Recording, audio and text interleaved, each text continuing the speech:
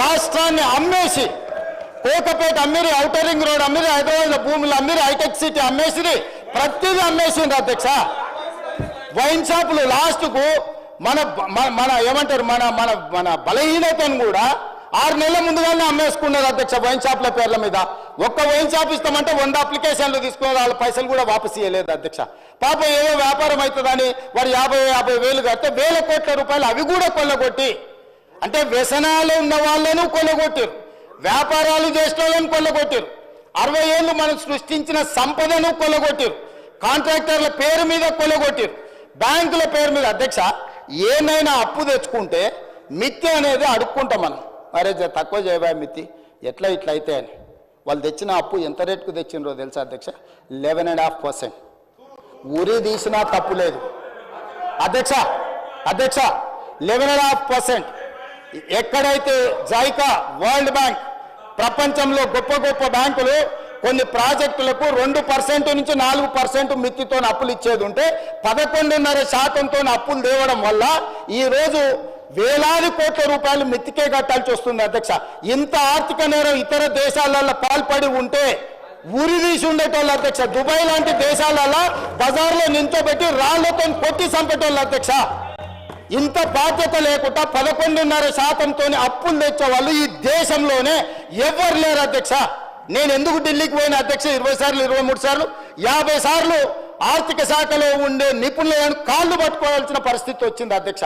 కనీసం నా debt restructure చేయి, రేట్ ఆఫ్ ఇంట్రెస్ట్ 11.5% నుంచి కనీసం 7%కో 8%కో తగ్గించు అని 4-5% మిత్తి తగ్గించుకుంటే నాకు నెలకు 1000 కోట్ల రూపాయలు మిగులుతాయి. ఆ 1000 కోట్ల రూపాయలు ఏదైతే young India integrated residential schools SC ST BC మైనారిటీలకు ఏవైతే రెసిడెన్షియల్ స్కూల్స్ ఇచ్చామని గొప్ప చెప్తున్నా, ఒక్క స్కూల్ బిల్డింగ్ అనే కట్టిరా అధ్యక్ష. కోళ్ళ ఫారంలో కోళ్ళ బుట్ట కింద కోళ్ళను కమ్మినట్టు 4 రూమ్లలో 100,000 మంది పిల్లలు వండుకుంటారు అధ్యక్ష. ఆడపిల్లలకు బాత్రూమ్ లేక 4 గంటల నుంచి ఆ పిల్లలు లైన్లో నించుంటారు అధ్యక్ష. ఆడపిల్లలకు బాత్రూమ్లకు సమస్య ఉందని మంచినీళ్ళు తాగుతలేరు అధ్యక్ష. ఆడపిల్లలు హృదయ విదారకంగా ఉన్నాయి అధ్యక్ష. జీవోలు ఇచ్చేసి హాస్టల్ పెట్టేసి ఎస్సీ ఎస్టీ బీసీ మైనారిటీ పిల్లలు కాబట్టి వాళ్ళు చావని అని వాళ్ళ కర్మకు వదిలేసి ఆ పిల్లల జీవితాలతో చెలగాటమాడి ఇవాళ 10 నెలల్లో మీరు ఏం చేయలేదు, హాస్టళ్లలో చచ్చిపోతున్నారని సిగ్గు లేకుండా తిరుగుతున్నారు అధ్యక్ష. ఇన్ని 100 హాస్టల్ ఇచ్చిన రెసిడెన్షియల్స్ అంటారు కదా, 10 ఏళ్లలో మీరు ప్రగతి భవన్ కట్టుకున్నారు, మీరు సచివాలయం కట్టుకున్నారు, మీరు ఫామ్ హౌజులు కట్టుకున్నారు, 33 జిల్లాలలో పార్టీ ఆఫీసులు కట్టుకున్నారు, టీవీలు పెట్టుకున్నారు, పేపర్లు పెట్టుకున్నారు, 1000 కోట్ల రూపాయల వ్యాపారాలు చేసుకున్నారు. కానీ ఆ పేదోళ్ళ పిల్లలు చదువుకొని హాస్టల్స్ కట్టిరా అధ్యక్ష. లక్షలాది పిల్లలు అధ్యక్ష, మన పిల్లలు అధ్యక్ష. ఎవరి పిల్లలు అధ్యక్ష? వాళ్ళు మీకు అధికారం కట్టబెట్టిన వాళ్ళ తల్లిదండ్రులు కాదా? వాళ్ళు మన కుటుంబ సభ్యులు కదా? మీ మీద ఎంత నమ్మకంతో ఎంత విశ్వాసంతో మీకు 2 సార్లు అధికారం అప్పచెప్తే మీ నిర్వాహకం, మీ విలాసవంతమైన జీవితం, మీ సెంటిమెంట్లు, మీకు కావాల్సిన గూడు పుటానీలు తప్ప ఆ పిల్లలకు ఒక గూడు కట్టినరు అధ్యక్ష. 10 ఏళ్లలో ఎన్ని హాస్టల్స్ కట్టినరు?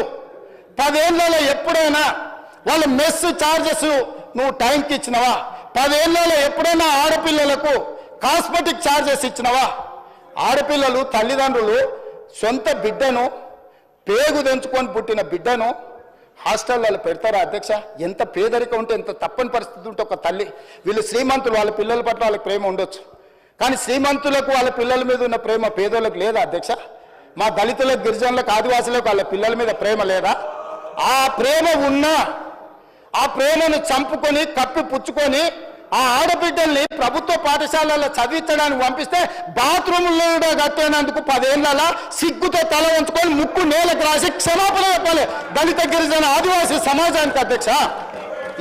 ఇవాళ మొత్తం జల్లక వారు రావట్లేదు, వారు వస్తారేమో కడుగుదామని సంవత్సరం నుంచి ఎదురు చూసిన అధ్యక్ష. ఇవాళ సందర్భం వచ్చింది కాబట్టి ఈ అంశాలన్నిటినీ నేను ప్రస్తావిస్తున్నా అధ్యక్ష.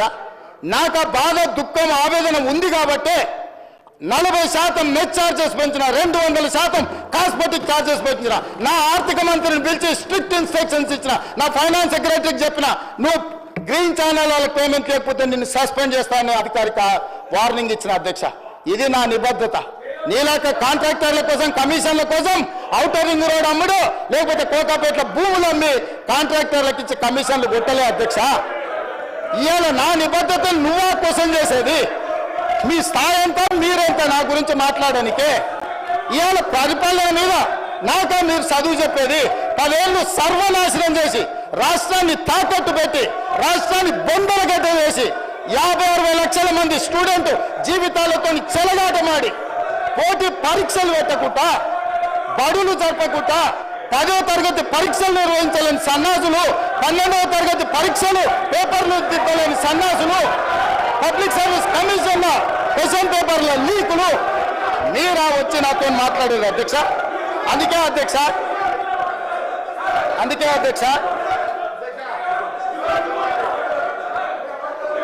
అధ్యక్ష హౌస్ ఆర్డర్లో పెట్టమని అధ్యక్ష. ప్లీజ్ కూర్చోండి. ప్లీజ్ అధ్యక్ష సబ్జెక్ట్ కూర్చోండి.